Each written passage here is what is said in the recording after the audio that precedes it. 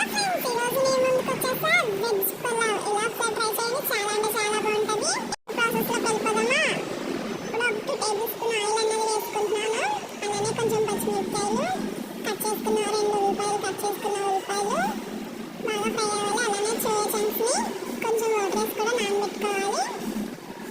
Carrot and బంగాళదుంప కూడా వేసుకుంటున్నాను. అలానే మీ దగ్గర వెజిటేబుల్స్ ఏమన్నా వేసుకోండి. కొంచెం టమాటో కూడా యాడ్ చేసుకొని బాగా ఫ్రై చేసుకోవాలి. ఇందులోనే నానబెట్టుకున్న సోయా చంక్స్ని కూడా యాడ్ చేసుకున్నాను. కొంచెం రాళ్ళ ఉప్పు, కొంచెం బిర్యానీ మసాలా, కొంచెం కారం అన్నది కూడా యాడ్ చేసుకున్నాను. ఈ రెండు బాగా మిక్స్ అయిపోవాలి. గ్లాస్ రైస్ తీసుకొని కూడా యాడ్ చేసుకొని బాగా కలుపుకుంటున్నాను. ఒక గ్లాస్కి 2 గ్లాసులు వాటర్ అనేది యాడ్ చేసుకోవాలి. అలానే కొంచెం గరం మసాలా, కొంచెం జీలకర్ర ధనియాల పొడి కూడా యాడ్ చేసుకొని, కొంచెం కొత్తిమీర కూడా యాడ్ చేసుకొని బాగా మిక్స్ చేసుకుంటున్నానండి. సాల్ట్, కారం అడ్జస్ట్ చేసుకొని మసాలా కూడా